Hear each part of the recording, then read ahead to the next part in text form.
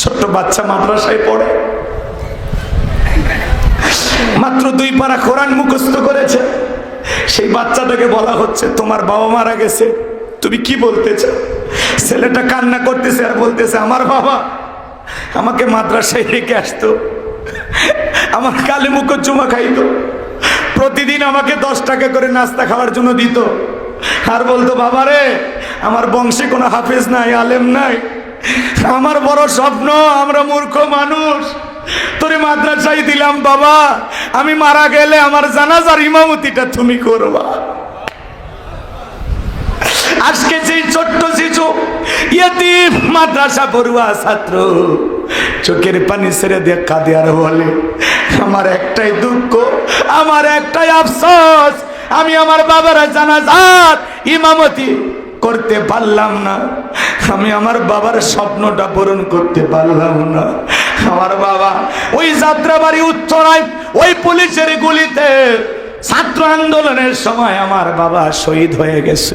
শায়েখ আহমদুল্লাহ এতিমের মাথায় হাত বুলাইয়া দিলেন, বুকে জড়ায় নিলেন আর ডেকে বলে বাবা আমি তোমার জন্য দোয়া করি, এপারে তুমি তোমার বাবার স্বপ্ন পূরণ করতে পারো নাই, আমি আল্লাহর কাছে দোয়া করি, আমরা বিশ্বাস করি এই দুনিয়ার জমিনে তোমার বাবার সাথে যদি সাক্ষাৎ আর না হয়, আল্লাহর কাছে দোয়া করি তোমার বাবার সাথে যেন জান্নাতে তোমার সাক্ষাৎ হয়ে যায়। ছোট্ট একটা মেয়ে এতিম শিশু চোখের পানি ছেড়ে দিয়ে কাঁদে আর বলে আমার বাবা বাহির থেকে আসতো, আমাদেরকে নিয়ে খেলাধুলা করত, বাবা নিজের হাতে আমাকে খাবার তুলে খাওয়াইতো, আজকে আর কেউ বাবার মতো আদর করে মুখে তুলে খাওয়ায় না। বাবার কথা বলতে গিয়ে ছোট্ট মেয়ে কান্না করে।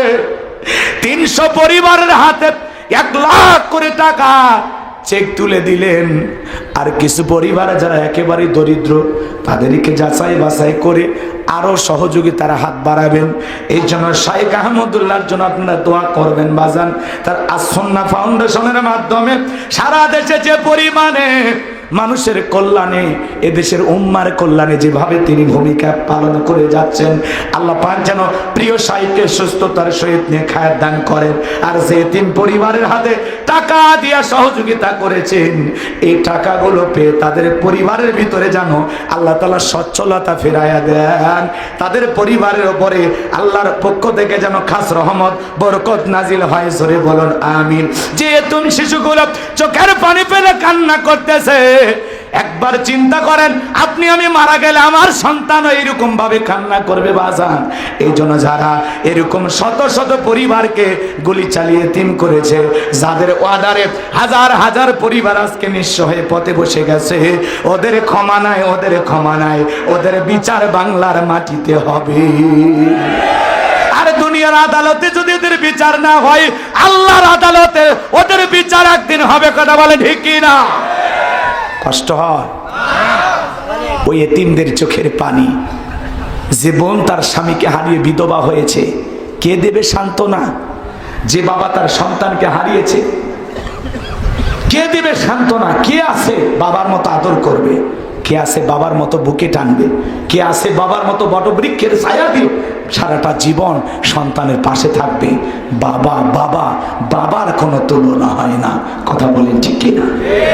এই জন্য ভাইরা আমার, বড় বড় কথা বলবেন না। এই স্বাধীনতা পেয়েছেন, এটা সুরক্ষিত রাখতে হবে। কোন ষড়যন্ত্রকারীকে সফল হতে আর দেওয়া হবে না ইনশাআল্লাহ। স্বাধীনতা পেয়েছি, স্বাধীনভাবে বাঁচতে চাই। কথা বলেন ঠিক কিনা? কষ্ট হচ্ছে আপনাদের? তাহলে শায়েখ আহমদুল্লাহ হুজুরের জন্য দোয়া করবেন তো ইনশাআল্লাহ। আসলে ওনার প্রতি দিল উজাড় করে দোয়া আসে। কি অমায়িক ব্যবহারের একজন আলেম, তার সাথে জীবনে 2-3 বার সাক্ষাৎ হয়েছে। এত নম্র, এত ভদ্র, এত বিনয়ী একজন আলেম, আল্লাহ পাক যেন তার সম্মান মর্যাদা আরো বাড়িয়ে দেন। ওয়ারাফা'না লাকা যিকরাক। আল্লাহু আকবার বলেন, একটু জোরে বলেন আমিন। কষ্ট পাচ্ছেন আপনারা? আপনাদের কারো কোনো সমস্যা আছে? বলেন তো বাজান, এই কোরআনের মধ্যে কোনো ভেজাল আছে? কোনো মিথ্যা আছে? কোনো ধোঁকা আছে? থাকবে কি করে? কিতাবটি নাজিল করেছেন কে? আল্লাহ রাব্বুল আলামিন বলেন, যালিকাল কিতাবু লা রাইবা ফি, এটি এমন একটি কিতাব যে কিতাবের মধ্যে কোনো সন্দেহ নাই, কোনো সংশয় নাই, কোনো মিথ্যা নাই, কোনো ধোঁকা নাই। there is no doubt, বলুন আল্লাহু আকবার। হুদাল্লিল মুত্তাকিন, মুত্তাকি বান্দাদের জন্য গাইডলাইন হিসাবে, পথ প্রদর্শক হিসাবে আসমান থেকে কিতাবটি নাজিল করেছেন কে? আর একটু জোরে বলেন কে? সেই কিতাবের আলোচনা চলবে ইনশাআল্লাহ। জবান ছেড়ে সবাই মুহাব্বতে আমার সাথে তেলাওয়াত করুন। আউযু বিল্লাহি মিনাশ শাইতানির রাজিম। বিসমিল্লাহির রাহমানির রহিম।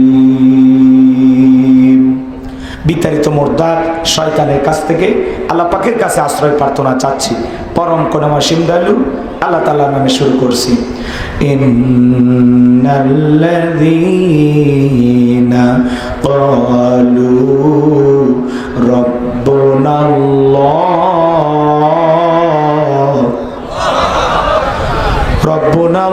রাব্বুনাল্লাহু সুম্মা ইসতাকামু তাতানাজ্জালু আলাইহিমুল মালাইকাতু আল্লা তাখাফু ওয়া লা তাহজানু ওয়া আবশিরু বিল জান্নাহ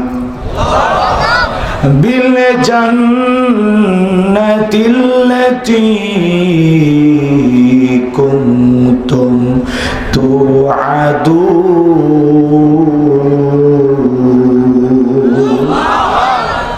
আল্লাহ রাব্বুল আলামিন বলেন, ইন্নাল্লাযীনা ক্বালু রাব্বুনা আল্লাহ, নিশ্চয়ই যারা বলে আমি তাদের রব, সুম্মা ইসতাকামু, এই কথার উপরে যারা ইস্তেকামাত থাকে, অবিচল অটল থাকে, তাতানাজ্জালু আলাইহিমুল মালাইকা, আল্লাহ তাআলা বলেন আসমান থেকে তাদের উপরে ফেরেশতা অবতীর্ণ হয়।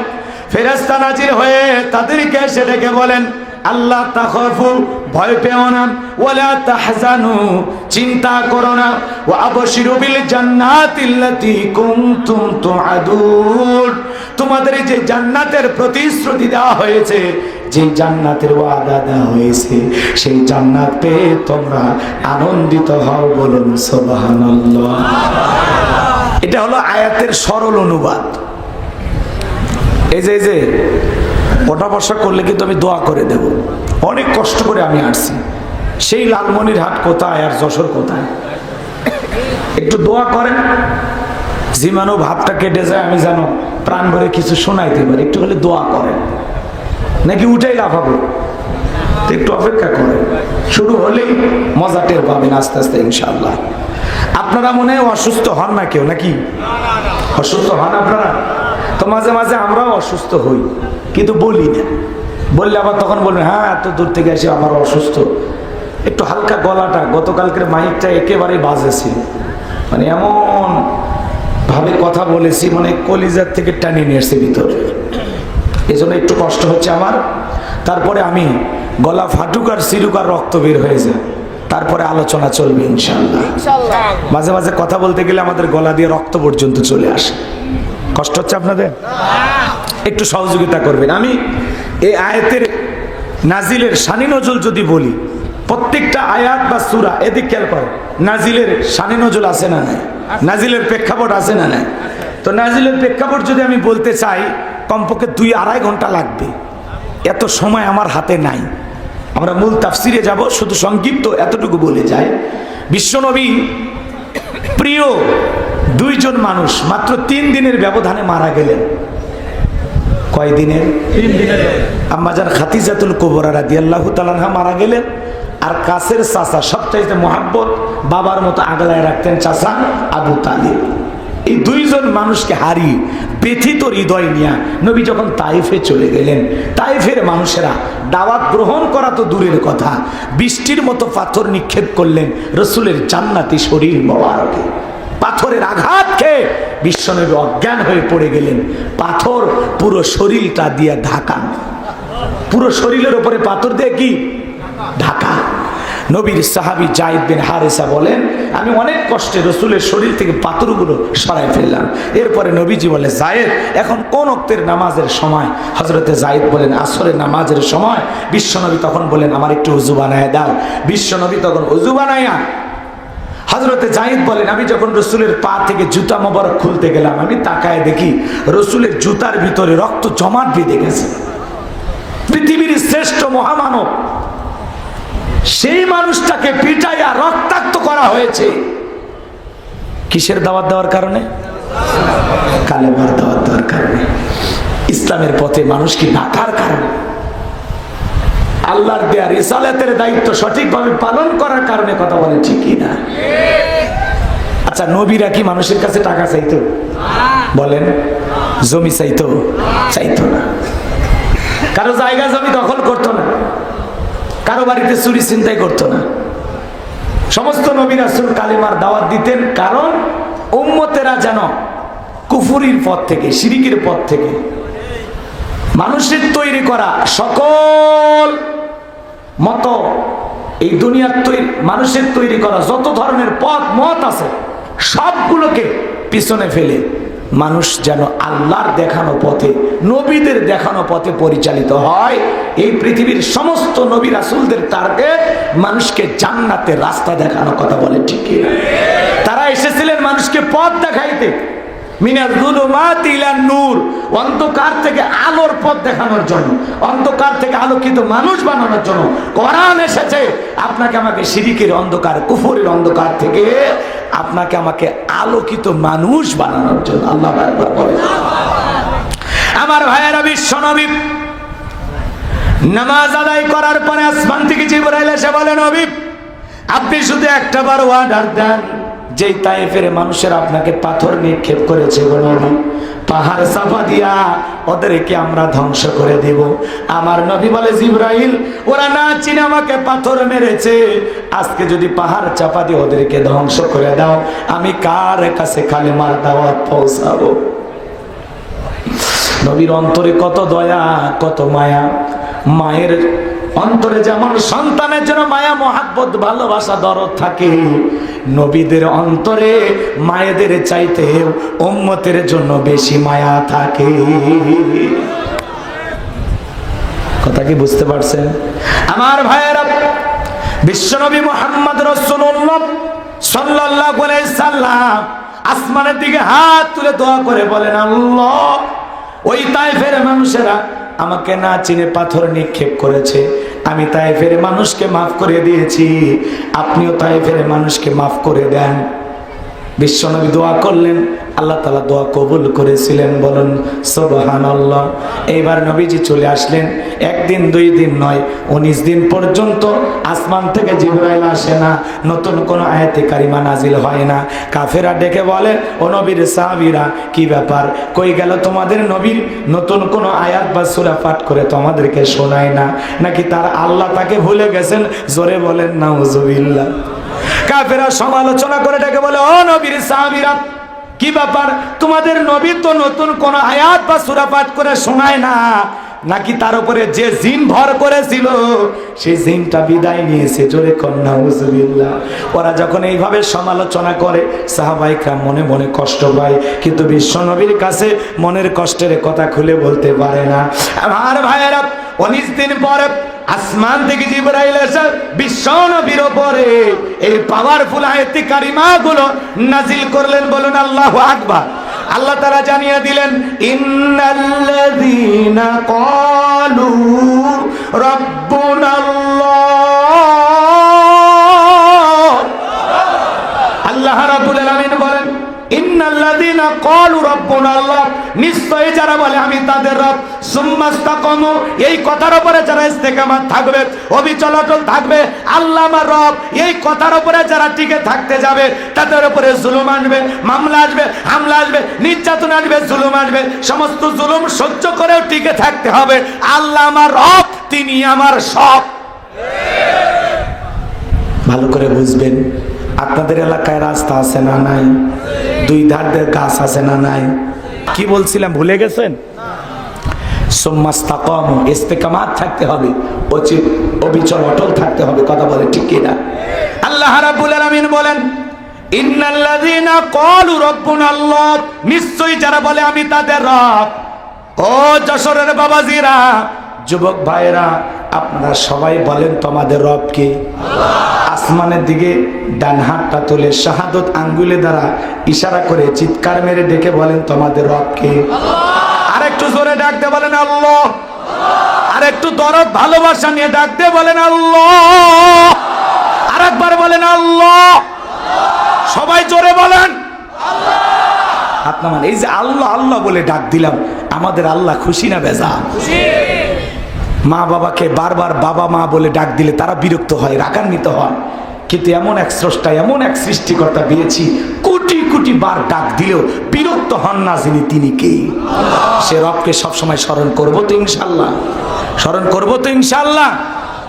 আমার ভাইয়েরা, লম্বা আমি আজকে করবো না, লম্বা করার সুযোগ নাই, সংক্ষিপ্ত কথা বলে দিয়ে যায়। রুহের জগতে আল্লাহ রাব্বুল আলামিন আপনাকে আমাকে প্রশ্ন করলেন, আলাস্তু বিরব্বিকুম, আমি কি তোমাদের রব নই? আমরা সেদিন সবাই জবাব দিয়ে বলেছিলাম ক্বালু বালা, অবশ্যই আপনি আমাদের রব। এই পৃথিবীর জমিনে আল্লাহ রাব্বুল আলামিন সর্বপ্রথম যে ওহী নাজিল করলেন, ইকরা বিসমি রাব্বিকাল্লাযী খালাক, পড়ো তোমার রবের নামে যিনি তোমাদেরকে সৃষ্টি করেছেন। এই আয়াতের ভিতরে রব শব্দ আছে না নাই? সেই রবের জ্ঞান শিক্ষা দেওয়া হয় কোথায়? স্কুল কলেজ নাকি মাদ্রাসায়? ছোট ছোট বাচ্চারা মাদ্রাসায় পড়ে। এই যে চারজন হাফিজের মাথায় সম্মানের পাগড়ি পরায়া দিলাম, যারা আল্লাহর কোরআনটাকে সিনার ভিতরে ধারণ করেছে, এদের মা বাবা ধন্য। কোরআনের হাফেজ সন্তানকে বানানোর জন্য জোরে বলেন মারহাবা। হাফেজের বাবা হও, আলেমের বাবা হও, দুনিয়াতেও সম্মান পাবেন, আখিরাতেও সম্মান পাবেন। নায়কের বাবা হয়া, গায়কের বাবা হয়া, নায়িকার বাবা হয়া লাভ নাই। কথা বলেন ঠিক কি না? তাহলে ছোট ছোট বাচ্চা মাদ্রাসায় পড়ে, কি সুন্দর বৈশা বৈশা পেশাব করে, পেশাব করার পরে টিস্যু নাই, পানি নাই, ঢেলে কুলুপ ব্যবহার করে। কথা বলেন ঠিক কি না? আমার ভাইয়েরা, এমনও ছেলে আছে কলেজে পড়াশোনা করে, পালসার গাড়ি নিয়ে ঘোরাঘুরি করে, রাস্তার মধ্যে গাড়িটা ব্রেক কইরা সেন্টার টান দিয়া কুকুরের মতো দাঁড়িয়ে থেকে পেশাব করে, বসেও না। এজন্য সন্তানকে যদি আদওয়ালা আখলাকালা চরিত্রবান বানাইতে চান, মাদ্রাসায় পড়ানো ছাড়া বিকল্প কোনো রাস্তা খোলা নাই। কথা বলেন ঠিক কিনা? একটা ছেলে ক্লাস 3-তে পড়ে, পেশাব করতেছে আর লিখতেছে। জিজ্ঞাসা করলাম, বাবা কই পড়ো? কয় প্রাইমারিতে। তো তোমাদের স্কুলে কি বৈশাখ পেশাব করা আদব কায়দা শেখানো হয় না? তখন ডেকে বলে, হুজুর আমি প্রাইমারি পেশাবখানায় যা দেখি আমার সারিতাই দাঁড়িয়ে থাকে পেশাব করে। তার মানে যেমন দেখতেছে তেমন শিখতেছে। কথা বলেন ঠিক কিনা? আর মাদ্রাসার বাচ্চারা বৈশা বৈশা পেশাব করে। আরে কি সুন্দর আদব কায়দা, দেখা মায়া লাগে। মাদ্রাসায় যাবেন, দেখবেন ছোট বাচ্চা অজুর পানি আগায়া দেয়, বাড়িতে যা মাকে বাবাকে সালাম দেয়, রাস্তাঘাটে মুরব্বী দেখে সালাম দেয়। ওদের ব্যবহার দেখে ভালো লাগে, ওদের ব্যবহার দেখে দিলটা বড় ভরে যায়। আরে মাদ্রাসার তলাবুল ইলম, এদের মর্যাদা কত! যাদের যাদের পায়ের নিচে ফেরেশতারা ডানা বিছে দেয়, বলেন আল্লাহু আকবার। এই জন্য সন্তানকে মাদ্রাসায় পড়াইলে ওই সন্তান কখনো মা বাবাকে বৃদ্ধাশ্রমে রেখে আসবে না। সন্তানকে মাদ্রাসায় পড়াবেন, কোরআন হাদিসের জ্ঞান শেখানোর পরে এরপরে ডাক্তার বানান, ইঞ্জিনিয়ার বানান, আমার কোনো আপত্তি নাই। কথা বলেন ঠিক কিনা? ডান চোখের যেমন দরকার আছে, বাম চোখেরও তেমন দরকার আছে। কথা বলেন ঠিক কিনা? হুজুর মুফতি মুহাদ্দিসের যেমন দরকার আছে, ডাক্তার ইঞ্জিনিয়ারও দরকার আছে না? না। কিন্তু সেই ছেলেটা ছোটবেলায় মাদ্রাসায় পড়ে এরপরে ডাক্তার হবে, সে সত্যিকারে ডাক্তার হবে, আদর্শ ডাক্তার হবে, ডাক্তার নামের ডাকাত হবে না। ছোটবেলায় মাদ্রাসায় পড়ে ইঞ্জিনিয়ার হলে আদর্শ ইঞ্জিনিয়ার হবে, দুর্নীতি করবে না। ছোটবেলায় মাদ্রাসায় পড়ে যদি চেয়ারম্যান মেম্বার হয়, আদর্শ নেতা হবে, চাল ডাল গম চুরি করে খাবে না। কারণ আছে কিসের জ্ঞান? কোরআনের জ্ঞান। কথা বলে না কেন? যাদের ভিতরে কোরআন সুন্নাহর জ্ঞান থাকে, এই মানুষগুলো কখনো হারামের সাথে জড়িত হতে পারে? কষ্ট হয়? তাহলে সন্তানদেরকে মাদ্রাসায় দেবেন তো ইনশাল্লাহ, পড়াবেন তো ইনশাল্লাহ। মাদ্রাসায় পড়ানো ছাড়া বিকল্প কোনো রাস্তা খোলা নাই। ছোটবেলায় মাদ্রাসায় দিবেন, আদর্শ মানুষ বানাবেন, এরপরে আপনি যা বলবেন ও সোজা পথে চলবে, ও কখনো বাঁকা পথে চলবে না। কথা বলেন ঠিক কিনা? আমার ভাইয়েরা, পবিত্র কুরআনুল কারীমের 1 নম্বর সূরা সূরাতুল ফাতিহার 1 নম্বর আয়াত, জবান ছেড়ে সবাই আমার সাথে তিলাওয়াত করুন। আলহামদুলিল্লাহি রাব্বিল আলামিন। সমস্ত প্রশংসা, যাবতীয় প্রশংসার একমাত্র মালিক তিনি, সৃষ্টিগুলোর রব, আমাদের প্রতিপালক, আমাদের আল্লাহ যিনি। আয়াতের ভিতরে রব শব্দ আছে না নাই? এরপরে আপনি আমি যখন রুকুতে চলে যাই কি তাসবিহ পাঠ করি? সুবহান রাব্বিয়াল আযীম, সুবহানা রাব্বিয়াল আযীম। রব শব্দ আছে না নাই? রুকু হতে দাঁড়ানোর সময় কি বলি? সামিআল্লাহু লিমান হামিদা, রব্বানা লাকাল হামদ। রব শব্দ আছে না নাই? এরপরে যখন মাথাটা নত করে সিজদায় চলে যাই কি তাসবিহ পাঠ করি?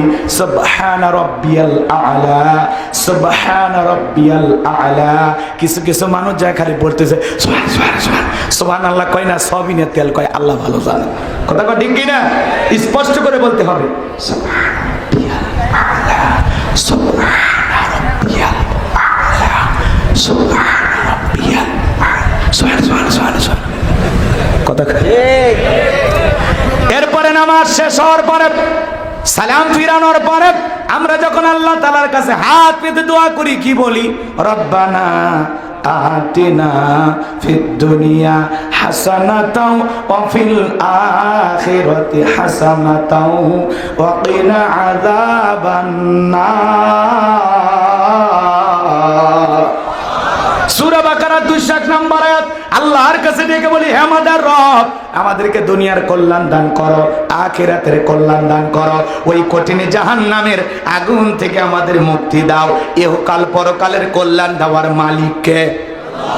জাহান্নামের আগুন থেকে বাঁচানোর মালিক কে? ভালো করে বোঝার চেষ্টা করবেন। পবিত্র কুরআনুল কারীমের সর্বশেষ যেই সূরা, সূরাটির নাম হলো নাস, তার 1 নম্বর আয়াত, কুল আউযু বিরাব্বিন নাস।